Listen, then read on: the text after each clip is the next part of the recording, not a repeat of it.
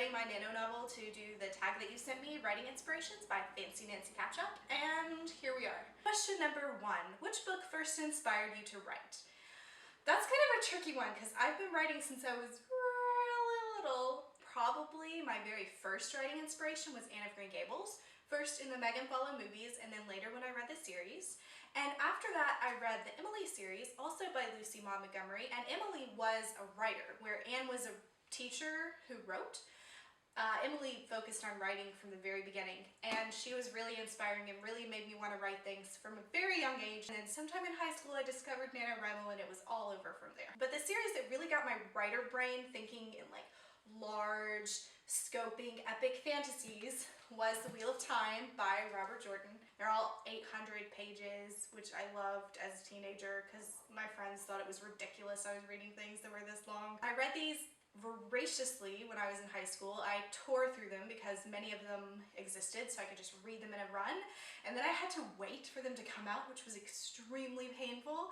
And right now I'm rereading them all. If you've been watching my Twitter, you probably know because I've been hashtagging Great Wheel of Time Reread because I want to read them all before I read the final book, because it's been like a long time since the 90s and I don't remember all of the details that are probably important for the last battle. I know he has his faults. I had to push through Winter's Heart and Path of Daggers as well, but I've tangented. I had read a lot of science fiction and fantasy growing up, but Robert Jordan introduced me to how it could have such an expansive scope. People from every culture, every station in life, all of their point of views woven together to make a giant story. And that's the kind of writing that I really want to do, whether it's in fantasy or science fiction. So Robert Jordan, Wheel of Time, huge impact on me as a writer. Question number 2. In terms of your current writing, who is your inspiration? The big novel that I've put on hold right now for NaNoWriMo, that I'm going to start editing again in December, is really inspired by Buckminster Fuller, who's not a fiction author, but he was a scientist. I just think he's kind of made of awesome. Number 3. When you have problems writing descriptions, what authors do you look to? When it comes to descriptions, no one is better than this guy. Shakespeare managed to describe things only through dialogue. Back when he was writing, they didn't actually have the parts that say where the setting is and the description and like who enters and exits and the action that's occurring. So he had to put all of that in his dialogue. And that's really admirable. So this guy. Number 4, what about dialogue? Joss Whedon.